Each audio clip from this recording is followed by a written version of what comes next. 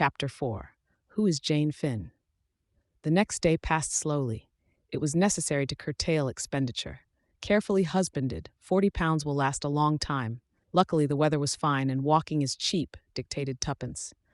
An outlying picture house provided them with recreation for the evening. The day of disillusionment had been a Wednesday. On Thursday, the advertisement had duly appeared. On Friday, letters might be expected to arrive at Tommy's rooms. He had been bound by an honorable promise not to open any such letters if they did arrive, but to repair to the National Gallery, where his colleague would meet him at 10 o'clock. Tuppence was first at the rendezvous. She ensconced herself on a red velvet seat and gazed at the Turners with unseeing eyes until she saw the familiar figure enter the room. "Well," returned Mr. Beresford provokingly. "Which is your favorite picture?" "Don't be a wretch. Aren't there any answers?" Tommy shook his head with a deep and somewhat overacted melancholy. "I didn't want to disappoint you, old thing, by telling you right off. It's too bad. Good money wasted." He sighed. "Still, there it is. The advertisement has appeared. There are only 2 answers." "Tommy, you devil!" almost screamed Tuppence. "Give them to me. How could you be so mean?" "Your language, Tuppence, your language. They're very particular at the National Gallery. Government show, you know. And do remember, as I have pointed out to you before, that as a clergyman's daughter, I ought to be on the stage," finished Tuppence with a snap. "That is not what I intended to say. But if you are sure that you have enjoyed to the full the reaction of joy after despair with which I have kindly provided you free of charge, let us get down to our mail, as the saying goes." Tuppence snatched the 2 precious envelopes from him unceremoniously and scrutinized them carefully. "Thick paper, this one. It looks rich. We'll keep it to the last and open the other first." "Right you are. 1, 2, 3, go." Tuppence's little thumb ripped open the envelope, and she extracted the contents. "Dear Sir, referring to your advertisement in this morning's paper, I may be able to be of some use to you. Perhaps you could call and see me at the above address at 11 o'clock tomorrow morning. Yours truly, A. Carter." 27 Carshalton Gardens, said Tuppence, referring to the address. "That's Gloucester Road way. Plenty of time to get there if we tube." "The following," said Tommy, "is the plan of campaign. It is my turn to assume the offensive. Ushered into the presence of Mr. Carter, he and I wish each other good morning as is customary. He then says, 'Please take a seat, Mr.' To which I reply promptly and significantly, 'Edward Whittington,' whereupon Mr. Haydenley Carter turns purple in the face and gasps out, 'How much?' Pocketing the usual fee of 50 pounds, I rejoin you in the road outside, and we proceed to the next address and repeat the performance. Don't be absurd, Tommy. Now for the other letter. Oh, this is from the Ritz. 100 pounds instead of 50. I'll read it. Dear Sir, re your advertisement. I should be glad if you would call round somewhere about lunchtime. Yours truly, Julius P. Hershimer." "Ha!" said Tommy. "Do I smell a boach? Or only an American millionaire of unfortunate ancestry? At all events, we'll call it lunchtime. It's a good time, frequently leads to free food for 2. Tuppence nodded assent. "Now for Carter. We'll have to hurry." Carshalton Terrace proved to be an unimpeachable row of what Tuppence called ladylike-looking houses. They rang the bell at number 27, and a neat maid answered the door. She looked so respectable that Tuppence's heart sank. Upon Tommy's request for Mr. Carter, she showed them into a small study on the ground floor where she left them. Hardly a minute elapsed, however, before the door opened, and a tall man with a lean, hawk-like face and a tired manner entered the room. "Mr. Y.A.?" he said, and smiled. His smile was distinctly attractive. "Do sit down, both of you." They obeyed. He himself took a chair opposite to Tuppence and smiled at her encouragingly. There was something in the quality of his smile that made the girl's usual readiness desert her. As he did not seem inclined to open the conversation, Tuppence was forced to begin. "We wanted to know, that is, would you be so kind as to tell us anything you know about Jane Finn?" "Jane Finn? Ah!" Mr. Carter appeared to reflect. "Well, the question is, what do you know about her?" Tuppence drew herself up. "I don't see that that's got anything to do with it." "No, but it has, you know, really it has." He smiled again in his tired way and continued reflectively. "So that brings us down to it again. What do you know about Jane Finn? Come now," he continued as Tuppence remained silent. "You must know something to have advertised as you did." He leaned forward a little. His weary voice held a hint of persuasiveness. "Suppose you tell me." There was something very magnetic about Mr. Carter's personality. Tuppence seemed to shake herself free of it with an effort, as she said, "We couldn't do that, could we, Tommy?" But to her surprise, her companion did not back her up. His eyes were fixed on Mr. Carter, and his tone when he spoke held an unusual note of deference. "I dare say the little we know won't be any good to you, sir, but such as it is, you're welcome to it." "Tommy!" cried out Tuppence in surprise. Mr. Carter slewed round in his chair. His eyes asked a question. Tommy nodded. "Yes, sir, I recognized you at once. Saw you in France when I was with the intelligence. As soon as you came into the room, I knew." Mr. Carter held up his hand. "No names, please. I'm known as Mr. Carter here. It's my cousin's house, by the way. She's willing to lend it to me sometimes when it's a case of working on strictly unofficial lines. Well, now," he looked from one to the other, "who's going to tell me the story?" "Fire ahead, Tuppence," directed Tommy. "It's your yarn." "Yes, little lady, out with it." And obediently Tuppence did out with it, telling the whole story from the forming of the young adventurers litted downwards. Mr. Carter listened in silence, with a resumption of his tired manner. Now and then he passed his hand across his lips, as though to hide a smile. When she had finished, he nodded gravely. "Not much, but suggestive, quite suggestive. If you'll excuse my saying so, you're a curious young couple. I don't know, you might succeed where others have failed. I believe in luck, you know, always have." He paused a moment and then went on. "Well, how about it? You're out for adventure. How would you like to work for me? All quite unofficial, you know. Expenses paid and a moderate screw." Tuppence gazed at him, her lips parted, her eyes growing wider and wider.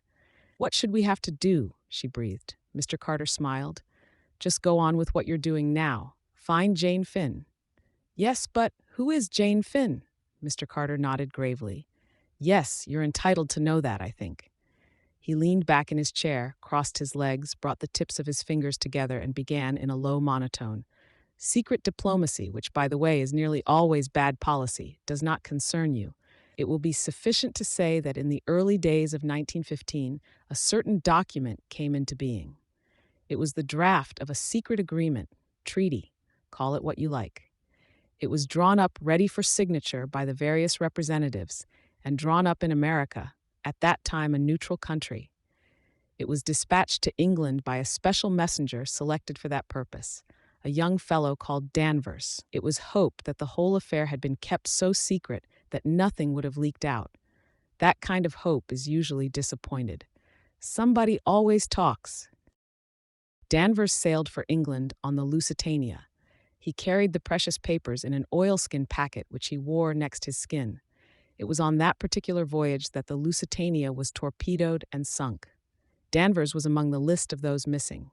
Eventually, his body was washed ashore and identified beyond any possible doubt. But the oilskin packet was missing. The question was, had it been taken from him, or had he himself passed it on into another's keeping? There were a few incidents that strengthened the possibility of the latter theory. After the torpedo struck the ship, in the few moments during the launching of the boats, Danvers was seen speaking to a young American girl. No one actually saw him pass anything to her, but he might have done so. It seems to me quite likely that he entrusted the papers to this girl, believing that she, as a woman, had a greater chance of bringing them safely to shore. But if so, where was the girl? And what had she done with the papers? By later advice from America, it seemed likely that Danvers had been closely shadowed on the way over. Was this girl in league with his enemies? Or had she, in her turn, been shadowed and either tricked or forced into handing over the precious packet? We set to work to trace her out. It proved unexpectedly difficult. Her name was Jane Finn, and it duly appeared among the list of the survivors, but the girl herself seemed to have vanished completely. Inquiries into her antecedents did little to help us. She was an orphan and had been what we should call over here a pupil teacher in a small school out west. Her passport had been made out for Paris, where she was going to join the staff of a hospital. She had offered her services voluntarily, and after some correspondence, they had been accepted. Having seen her name in the list of the saved from the Lusitania, the staff of the hospital were naturally very surprised at her not arriving to take up her billet, and at not hearing from her in any way. Well, every effort was made to trace the young lady, but all in vain. We tracked her across Ireland, but nothing could be heard of her after she set foot in England. No use was made of the draft treaty, as might very easily have been done, and we therefore came to the conclusion that Danvers had, after all, destroyed it. The war entered on another phase, the diplomatic aspect changed accordingly, and the treaty was never redrafted. Rumors as to its existence were emphatically denied. The disappearance of Jane Finn was forgotten, and the whole affair was lost in oblivion. Mr. Carter paused, and Tuppence broke in impatiently. But why has it all cropped up again? The war's over. A hint of alertness came into Mr. Carter's manner. Because it seems that the papers were not destroyed after all, and that they might be resurrected today with a new and deadly significance. Tuppence stared. Mr. Carter nodded. Yes, 5 years ago that draft treaty was a weapon in our hands. Today it is a weapon against us. It was a gigantic blunder. If its terms were made public, it would mean disaster. It might possibly bring about another war, not with Germany this time. That is an extreme possibility, and I do not believe in its likelihood myself, but that document undoubtedly implicates a number of our statesmen whom we cannot afford to have discredited in any way at the present moment. As a party cry for labor, it would be irresistible, and a labor government at this juncture would, in my opinion, be a grave disability for British trade, but that is a mere nothing to the real danger. He paused and then said quietly, You may perhaps have heard or read that there is Bolshevist influence at work behind the present labor unrest. Tuppence nodded. That is the truth. Bolshevist gold is pouring into this country for the specific purpose of procuring a revolution. And there is a certain man, a man whose real name is unknown to us, who is working in the dark for his own ends. The Bolshevists are behind the labor unrest, but this man is behind the Bolshevists. Who is he? We do not know. He is always spoken of by the unassuming title of Mr. Brown. But one thing is certain, he is the master criminal of this age. He controls a marvelous organization. Most of the peace propaganda during the war was originated and financed by him. His spies are everywhere. A naturalized German? Asked Tommy. On the contrary, I have every reason to believe he is an Englishman. He was pro-German, as he would have been pro-Boer. What he seeks to attain we do not know, probably supreme power for himself, of a kind unique in history. We have no clue as to his real personality. It is reported that even his own followers are ignorant of it. Where we have come across his tracks, he has always played a secondary part. Somebody else assumes the chief role. But afterwards we always find that there has been some nonentity, a servant or a clerk, who has remained in the background unnoticed, and that the elusive Mr. Brown has escaped us once more. Oh, Tuppence jumped. I wonder, yes. I remember in Mr. Whittington's office. The clerk, he called him Brown. You don't think? Carter nodded thoughtfully. Very likely. A curious point is that the name is usually mentioned, an idiosyncrasy of genius. Can you describe him at all? I really didn't notice. He was quite ordinary, just like anyone else. Mr. Carter sighed in his tired manner. That is the invariable description of Mr. Brown. Brought a telephone message to the man Whittington, did he? Notice a telephone in the outer office? Tuppence thought. No, I don't think I did. Exactly. That message was Mr. Brown's way of giving an order to his subordinate. He overheard the whole conversation, of course. Was it after that that Whittington handed you over the money and told you to come the following day? Tuppence nodded. Yes, undoubtedly the hand of Mr. Brown. Mr. Carter paused. Well, there it is. You see what you are pitting yourselves against? Possibly the finest criminal brain of the age. I don't quite like it, you know. You're such young things, both of you. I shouldn't like anything to happen to you. It won't, Tuppence assured him positively. I'll look after her, sir, said Tommy. And I'll look after you, retorted Tuppence, resenting the manly assertion. Well then, look after each other, said Mr. Carter, smiling. Now let's get back to business. There's something mysterious about this draft treaty that we haven't fathomed yet. We've been threatened with it, in plain and unmistakable terms, The revolutionary element as good as declare that it's in their hands and that they intend to produce it at a given moment. On the other hand, they are clearly at fault about many of its provisions. The government consider it as mere bluff on their part and, rightly or wrongly, have stuck to the policy of absolute denial. I'm not so sure. There have been hints, indiscreet allusions, that seem to indicate that the menace is a real one. The position is much as though they had got hold of an incriminating document, but couldn't read it because it was in cipher. But we know that the draft treaty wasn't in cipher, couldn't be in the nature of things. So that won't wash. But there's something. Of course, Jane Finn may be dead for all we know, but I don't think so. The curious thing is that they're trying to get information about the girl from us. What? Yes, one or two little things have cropped up, and your story, little lady, confirms my idea. They know we're looking for Jane Finn.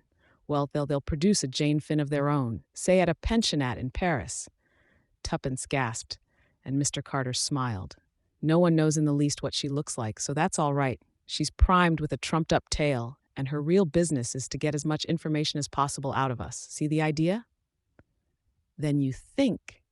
Tuppence paused to grasp the supposition fully, that it was as Jane Finn that they wanted me to go to Paris? Mr. Carter smiled more wearily than ever. I believe in coincidences, you know, he said. This is the end of Chapter 4. I hope you enjoyed this narration, and stay tuned for the next chapters.